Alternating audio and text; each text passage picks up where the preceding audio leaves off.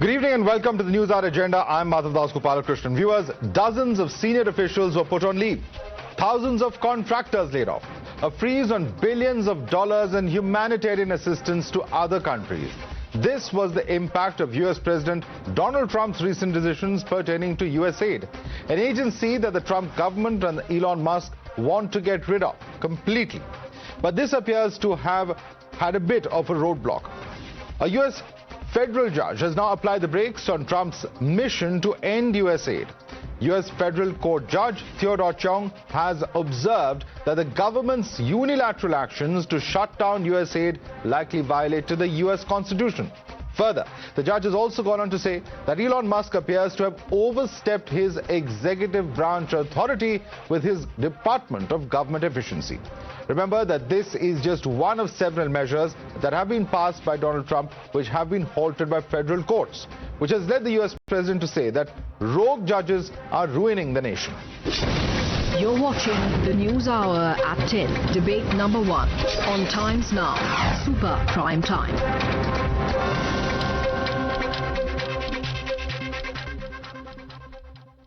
Joining us for more on this, we have Pastor Mark Burns, who's a spiritual advisor to President Trump and founder of the Now Television Network. We also have Robin Biro, who's a former Obama campaign director. Let me start first and foremost with Robin Biro. Robin Biro, is President Trump wrong to say that there are rogue judges who are perhaps ruining the nation? Do you agree with that comment coming in from the president? There are rogue judges, make no mistake, but look, even Republican Senator Rand Paul cautioned more than a month and a half ago that Doge was cutting positions in a way that was probably violating the Constitution. He said that this has to be done through Congress because these institutions have already been funded. Funds were already approved by Congress, so the cuts have to be run through Congress so that they are done correctly. Right. Pastor Mark Burns, is that a valid concern? Funds approved by the Congress and therefore they are perhaps in violation of the Constitution, and this is what the judge holds in this particular case because these cuts or these decisions were not approved by Congress. Well, listen, let's just be clear. This judge, Theodore Chong, who was appointed by a Democrat, Barack Hussein Obama, is trying essentially to keep the gravy train going.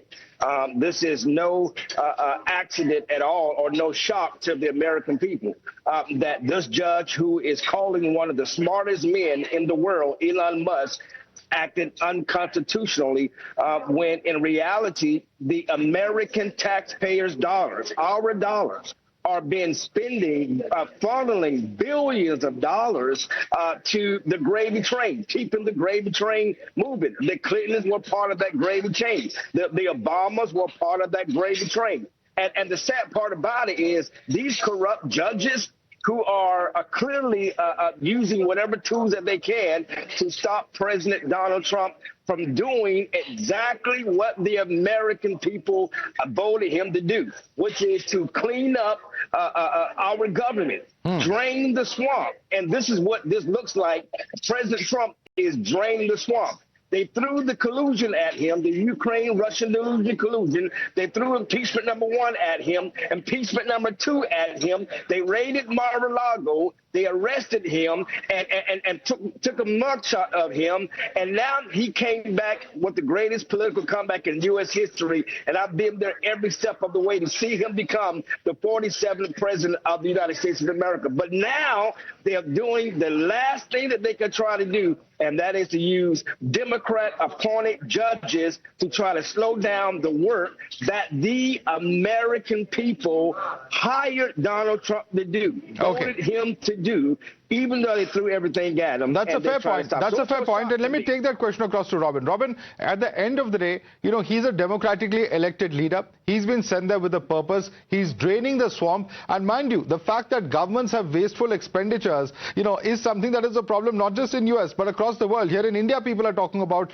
the Department of Government Efficiency and whether we should have something like that here. But the larger point being made is that while there may be technical issues that the court may have flagged, the larger point of wasteful expenditure has really to be seen, because there are several, of such funding, strengthening voices in Canada, independent voices, enhancing political landscape in Bangladesh, boosting voter confidence in Liberia.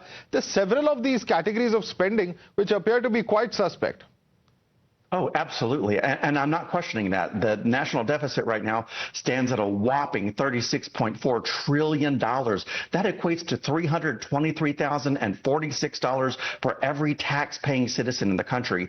The issue is that the judge is arguing here that this violates the appointments clause of the U.S. Constitution, that Elon Musk himself is wielding power that is reserved only for elected officials or people that are confirmed by the Senate. So I'm not arguing that the cuts need to be made. They just have to be done the right way so that they stick. Because as we're seeing right now, if they're not done the right way, then there's going to be legal problems with them. And look, like I said, Republican Senator Rand Paul said so himself. These have to be done the right way to be legal. All right, Pastor Burns, is that a valid concern? A, he's not an elected individual. He's a private citizen. He hasn't been confirmed by the Senate in that sense. And therefore, decisions being taken by Elon Musk or DOGE perhaps oversteps his brief when it comes to his executive role.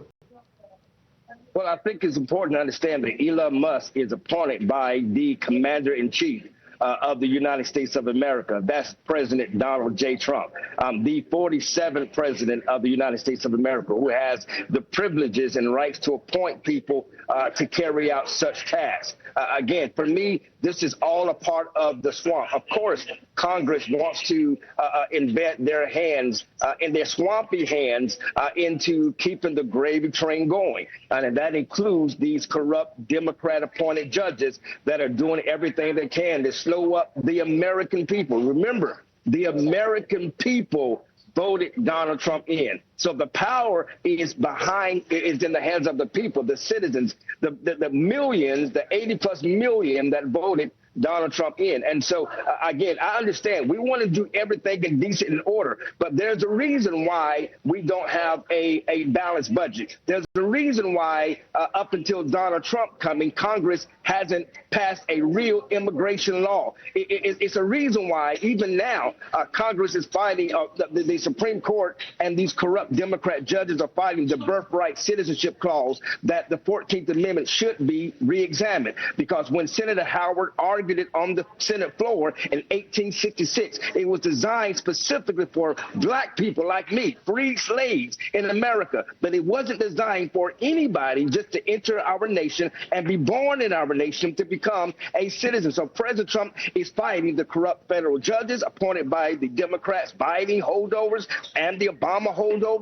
President Trump is fighting corrupt Republicans, weak Republicans, and he's fighting weak Democrats who are who are designed for the globalists and not the America First agenda.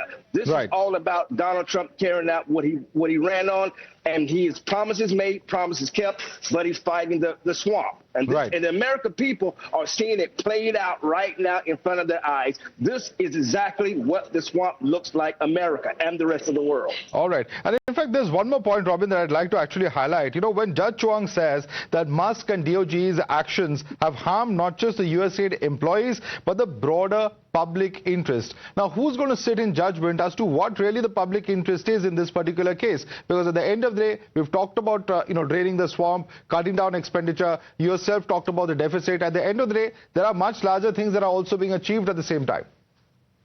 Yes, and look, I'm not disagreeing. I want to point out there were two Democratic presidents who cut more federal jobs than Donald Trump has cut right now. So we have a history of that. I've got to be intellectually honest. I agree that the belts need to be tightened. Jobs do need to be cut. Government needs to be shrunk.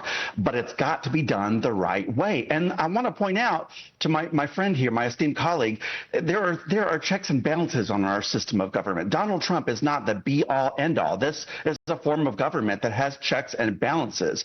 Now, does the judiciary sometimes overstep? Absolutely. And I would argue that right now is one point when they're saying that Doge cannot function. There are still 17% of Doge employees left to perform basic tasks. But for this to have been done right, it's got to be rolled through Congress. That's my only argument here with it. The cuts need to be made, but for them to stick, they have to be done the right way. Okay. Pastor Burns, one more question. Of course, the technical aspect, the legal aspect of this we've discussed. But there's one criticism coming in that that USAID, and all of its humanitarian philanthropic activities globally, while some of those expenditures certainly are questionable, there are also those who are actually in dire need of such kind of aid, particularly where there are food programs, etc., that have been put into place. Pastor Burns, what would you say about that criticism coming in, that perhaps, you're throwing out the baby with the bathwater?